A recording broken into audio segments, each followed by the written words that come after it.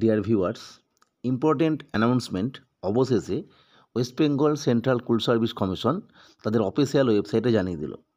আমরা যে গুরুত্বপূর্ণ তথ্যটা আজকে দেখে নেব সেটা হচ্ছে টেন্টেটিভ শিডিউল। ডাব্লিউবিএসএসসি সরাসরি তাদের নোটিফিকেশনের মাধ্যমে জানিয়ে দিল যে টেন্টেটিভ শিডিউল কী হতে চলেছে। সেকেন্ড এসএলএসটি অর্থাৎ অ্যাপয়েন্টমেন্ট রিগার্ডিং 9, 10 এবং 11, 12 যে অ্যাসিস্ট্যান্ট টিচার রিক্রুটিং সেটা অবশ্যই এখানে এক্সেপ্ট ওয়ার্ক এডুকেশান এবং ফিজিক্যাল এডুকেশনের টিচার্স অ্যাপয়েন্টমেন্ট পাবে। এখানে যেটা টেন্টেটিভ শিডিউল রাখা হয়েছে সেটা হচ্ছে কমেন্সমেন্ট অফ অনলাইন অ্যাপ্লিকেশান, যেটা শুরু হবে মানডে থেকে এবং যেটা হচ্ছে 16ই জুন থেকে। একই রকমভাবে end of receiving online application, এটা শেষ হবে 14ই জুলাই অর্থাৎ সোমবার পর্যন্ত। অবশ্যই শুরু হবে 5টা PM থেকে, শেষও হবে 5টা PM।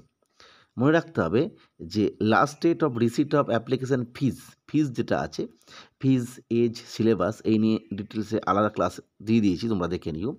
সেটা নেওয়া হবে ওই একই দিনের 11টা 59 PM পর্যন্ত। মনে রাখতে হবে এটা কিন্তু সম্পূর্ণ অনলাইন ফিজ, কোনরূপ অফলাইন ফিজ বা অফলাইন ফর্মের ব্যাপার নেই। গুরুত্বপূর্ণ বিষয়, একদম গুরুত্বপূর্ণ প্রত্যেক পরীক্ষার্থীর কাছে, tentative date of written test important. এই জায়গাটা ইম্পর্টেন্ট কারণ এই টাইমটায় তোমরা পাবে ফার্স্ট উইক অফ সেপ্টেম্বর 2025। আমরা যেটা আগস্ট বলছিলাম সেটা সেপ্টেম্বর দিয়েছে, অবশ্যই তাহলে আরও 1 মাস এক্সট্রা টাইম, অর্থাৎ প্রায় 3 মাস 3.5 মাস মতো টাইম পাওয়া যাচ্ছে। First week of September 2025।